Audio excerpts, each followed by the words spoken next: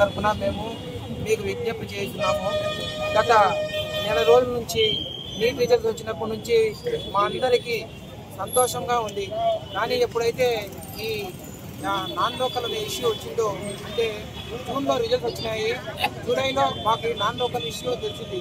అప్పుడు వచ్చింది ఆ కొత్త జీవో. మేము 2022లో ఇంటర్మీడియట్ కంప్లీట్ చేయడం జరిగింది.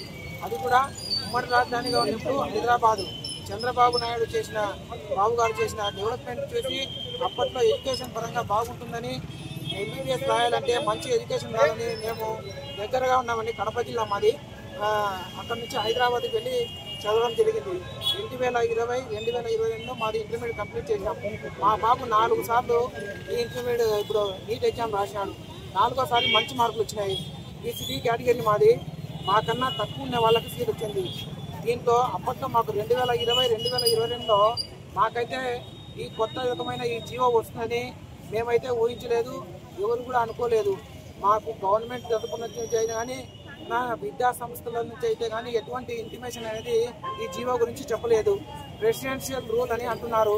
రెసిడెన్షియల్ రూల్ 2014 నుంచి 2024 వరకు అదేవిధంగా, అంటే ఎక్కడ 4 సంవత్సరాలు చదువుతారో అక్కడే అని చెప్పారు. కానీ 2025లో తెలంగాణ వాళ్ళు ఒక జీవో కొత్తగా తెచ్చినారు, జీవో నెంబర్ 33.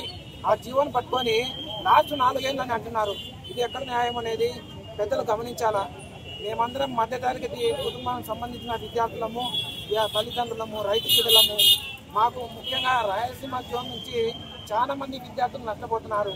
కారణం ఏమంటే వెనకబడే తరగతి కాబట్టి మాకు హైదరాబాద్లో బాగా చదివితే బాగుంటుంది, ఎంతో కష్టాలు పడి మేము ప్రైవేట్ కాలేజీలో చదివడం జరిగింది. కానీ మాకు కొత్త జీవో గురించి తెలిసింది కానీ మాకు తెలియదు. కాబట్టి మా విద్యార్థులంతా ఇప్పుడు మంచి మార్కులు వచ్చినా కూడా సీట్ రాని పరిస్థితిలో ఉంది. ముఖ్యంగా రాయలసీమ జిల్లాలో ఎవరికి కూడా 90% మందికి ఈ విధంగా ఏపీఎన్ఎల్ని బాధపడుతున్నారు. ఓవరాల్గా మా రిక్వెస్ట్ ఏమంటే 16,000 కట్టిన వాళ్ళు లోకల్గా కన్సిడర్ చేస్తున్నారు ఏపీ కన్వీనర్ కోటా కింద. అదే 16 లక్షలు కట్టిన ప్రైవేట్ మేనేజ్మెంట్ కోటా కింద వాళ్ళని లోకల్గా కన్సిడర్ చేస్తున్నారు. దయచేసి గవర్నమెంట్ కానీ మరి జీవోల కూడా వ్యతిరేకం ఏ బొద్దు కాము. తెలియని తప్పు మేము 2020లో చదవడం జరిగింది. 2025లో జీవో వచ్చింది. అది కూడా రిజల్ట్స్ వచ్చిన అనంతరం జూన్లో రిజల్ట్స్ వస్తే జూలైలో మనకు జీవో రావడం జరిగింది. కాబట్టి ఈ యొక్క సంవత్సరము మన చంద్రబాబు నాయుడు గారికి అయితేనేమి, లోకేష్ గారికి అయితేనేమి, పవన్ కళ్యాణ్ గారికి ఎవరైతే మాకైతే దీని గురించి సత్వర పరిష్కారం చేస్తారో వాళ్ళందరికీ పాదాభివందనాలు చేస్తున్నాము.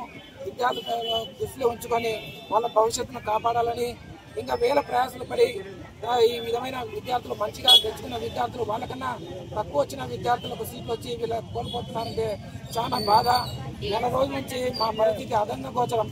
7 సార్లు మేము విజయవాడకి వెళ్ళి లోకేష్ గారి పర్సనల్గా వాళ్ళ ఆఫీస్కి అయితేనేమి, మన సత్యకుమార్ యాదవ్ హెల్త్ మినిస్టర్ గారిని, పవన్ కళ్యాణ్ గారు ప్రతి ఒక్కరు ఓఎస్సీ దగ్గరికి వెళ్ళి మా రిప్రజెంటేటివ్ లెటర్స్ ఇచ్చాము. ఎవరు కూడా అందరూ మీకు నష్టం జరిగింది వాస్తవమే అని అంటున్నారు, కానీ దీనిపైన చర్య జరగడం లేదు. 27వ తారీఖు మాకు సెకండ్ రౌండ్ స్టార్ట్ అవుతుంది. సెకండ్ రౌండ్ స్టార్ట్ అయితే మాకు ఎవరు కూడా రక్షించే విధంగా కనపడడం లేదు. ఎందుకంటే వెంటనే దీనిపైన స్పందించి ముఖ్యమంత్రి గారు అయితేనేమి, లోకేష్ గారు అయితేనేమి, లోకేష్ గారు ఎన్నో మంచి కార్యక్రమాలు చేస్తున్నారు. ఎవరో నేపాల్లో మన వాళ్ళు నిలబడినారంటే వేల కోట్లు ఖర్చు పెట్టి వాళ్ళని హెలికాప్టర్ను తీసుకొచ్చి మనకి సురక్షితంగా ఆంధ్రప్రదేశ్ చేర్పించినారు.